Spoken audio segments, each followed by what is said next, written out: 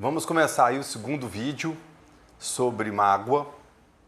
No vídeo passado falamos da história de Pedro, né, quando ele negou Cristo por 3 vezes e depois Cristo vindo e perguntando a Pedro 3 vezes se ele o amava. E mostrando que Cristo não guardou mágoa de Pedro porque Pedro o negou 3 vezes, mas sim promoveu para Pedro um debate, uma discussão consigo mesmo sobre as suas limitações, sobre quem ele é de fato e assim se tornar uma pessoa muito melhor, ou seja, se perdoar por erros. Às vezes a gente é autor de mágoas e não se perdoa, fica magoado porque magoou. Então, esse vídeo nós vamos falar um pouco sobre isso também e espero que esse vídeo aí traga elementos necessários para que você tire esse sentimento dentro de você que ele adoece bastante.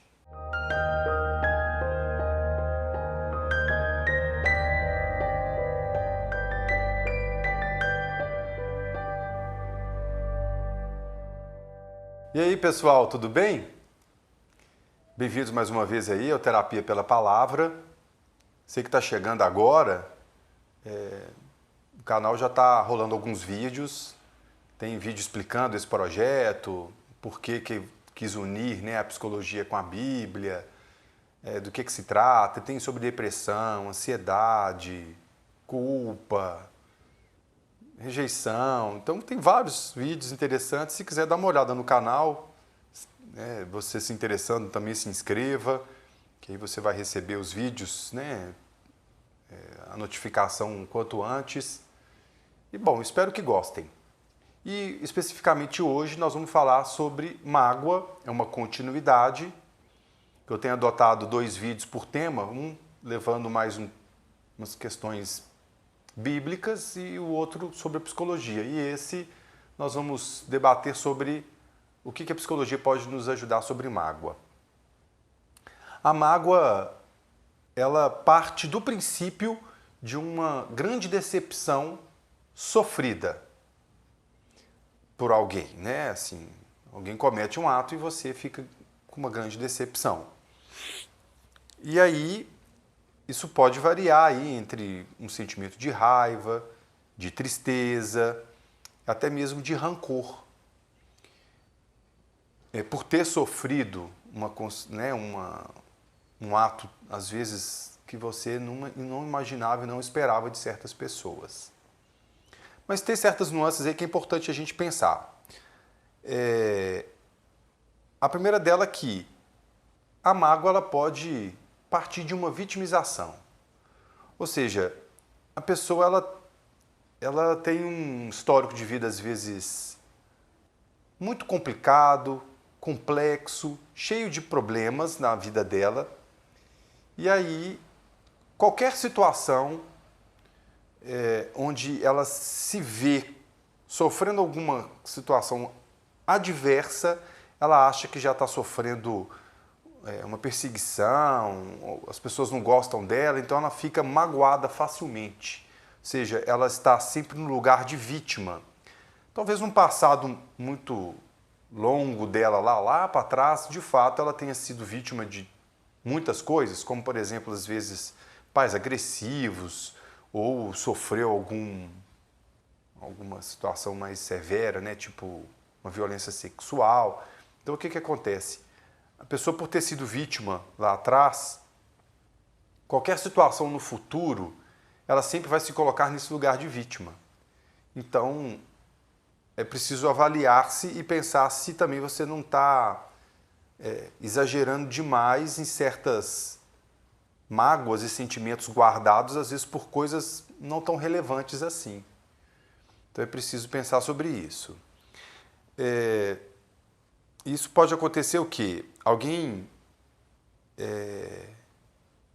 essa pessoa que sofre a mágoa, também buscar por alguém ser um salvador da pátria dela. Não é assim? Ela vai depositar em certas pessoas uma esperança, um sentimento assim de devoção tão grande que isso pode acabar prejudicando ela, porque essa pessoa, uma hora ou outra, também vai decepcioná-la, vai fazer coisas que ela não esperava, ou não vai fazer coisas que ela gostaria que fizesse. E aí vem de novo a vitimização, e isso acarreta problemas psicológicos graves, às vezes como depressão, às vezes a pessoa pode até surtar. Acontece também que essas pessoas que são dessa forma assim, um pouco fragilizadas demais, elas idealizam uma vida muito perfeita. Elas olham para as outras pessoas e sempre acham que as outras pessoas estão mais felizes que ela. Então, quando a pessoa fica guardando muito esse sentimento de mágoa, ela fica tudo cinza. Você já ouviu falar que as pessoas ficam ranzinza? É quase isso, né? A pessoa guarda tanto sentimento ruim que ela jamais vai chegar numa vida própria ideal. Então acaba ela não dá continuidade na vida. Foi o que eu falei no vídeo passado. Ela fica numa posição meio que de objeto e fica pouco protagonista da própria vida. Esse papel de vítima, que eu tenho repetido aqui, tem como objetivo, às vezes, a pessoa receber atenção e carinho do outro, despertando o sentimento de dó ou pena na outra pessoa. Ou seja, ela se coloca numa forma tão frágil que ela busca das pessoas essa coisa assim, oh, tadinha, que pena, não, vem cá, vamos conversar, querer receber mimos demais, ou seja, fica buscando o salvador da pátria, né? Ou seja, o sentimento de mágoa ele acaba perpetuando uma dor que precisa ser tratada. E o melindroso, né? A pessoa melindrosa é exatamente essa pessoa frágil, que facilita essa pessoa ser uma pessoa que vai guardar a mágoa para o futuro. Então, é preciso pensar de fato assim, fazer uma escala, né? O que de fato a gente também fica exigindo tanto do outro assim, para que o outro não possa desviar uma coisinha, não fazer um trem errado, que já vem e cobra, né? Não. Vamos pensar um pouco melhor, vamos ser mais flexíveis consigo mesmo e também com o outro. Eu procurei aqui no dicionário o que é melindre, é isso aqui, ó, é uma disposição para se ressentir, se ofender por coisa insignificante. A gente pode relativizar aqui o que é insignificante, né? Às vezes é insignificante para um e não é para outro. Mas a gente pode ponderar, sim, nessa escala que eu falei aí, de que pode ser, de fato, algo para a gente ficar guardando mágoa ou algo que, fez e tal, segue vida, vamos para frente, vamos ficar guardando isso, não. A gente pode escalonar, sim, ou seja, dá para relativizar um pouco o que é insignificante, mas venhamos e convenhamos, tem certas coisas que de fato são tão banais que a pessoa dá um peso muito grande que não devia. Se você faz isso, observe bem que nada na sua vida vai estar bom e nunca você vai ficar satisfeito. E lembre-se que você pode ser a pessoa que vai cometer isso. E geralmente essas pessoas que são muito melindrosas e cometem algo com o outro, elas não aceitam o fato de ser essa pessoa que comete alguma coisa que vai deixar o outro magoado. Porque ela sente tanto, é tão ruim aquilo que ela sente, é tão melindroso, é tão ruim, que ela não quer ser essa pessoa que causa isso, então ela não enxerga que causa. E aí quando o outro fala que está magoado com ela justifica e tal, um monte de coisa, porque ela sabe o quanto que é ruim sofrer isso. Mas às vezes são coisas banais, então a pessoa ela precisa flexibilizar mais, ser um pouco mais... ter um pouco mais de compaixão, um pouco mais de empatia com o outro também. Tá, essas coisas todas que eu estou falando de melindre, falando de vitimização, por que eu estou falando isso sobre mágoa? É essa estrutura de uma pessoa que guarda mágoa, rancor de alguém, que uma outra pessoa ela é sempre um vilão da história. O outro nunca faz aquilo que eu gostaria que ele fizesse. Sempre vai ter um vilão em qualquer área da vida. Então ela é a mocinha, né, o mocinho, o outro é um vilão que está fazendo alguma coisa que deixa ela sempre chateada. Por isso que eu falei lá atrás, ela não aceita ser o vilão. E às vezes a gente é. A gente faz coisas que chateia sim. E é preciso ponderar. A mágoa ela pode causar vários problemas de saúde. Saúde emocional, saúde física e até mesmo espiritual. A saúde física, sim, há estudos aí que dizem que quando a pessoa fica guardando muitos sentimentos negativos, de mágoa, pode desenvolver problemas de pele, problemas nos órgãos, até às vezes um câncer. Há estudos que apontam para isso. Saúde emocional nem se fala, pode desenvolver uma depressão, pode desenvolver, às vezes até uma psicose aí, né? A pessoa pode acabar indo para uma esquizofrenia e tudo mais. E a saúde espiritual, né? Porque se a gente trabalha com perdão, se a gente quer ser cristão e a gente fica guardando mágoa, então o perdão passa longe e aí até o nosso contato com a religiosidade, com Deus, fica um pouco prejudicado. E para sair disso, né, para a pessoa ela não ficar paralisada nesse sentimento de mágoa, o que eu mais li é exatamente sobre isso, assim, sobre perdão. Perdoe aquela pessoa que te magoou. Mas no fundo, às vezes, você precisa perdoar a si mesmo. Como assim? O exigir demais do outro, acho que está relacionado a uma carência afetiva tão grande que você busca tanto a aprovação deste, você fica se esforçando tanto para ser aprovado, que o outro ele não sabe disso e está vivendo a vida dele, pode cometer deslizes, e aí você fica chateado porque o outro cometeu certas coisas comigo, talvez por culpa minha, talvez porque eu não sou o suficiente, olha só como que eu sou uma pessoa insignificante, as pessoas não gostam de mim.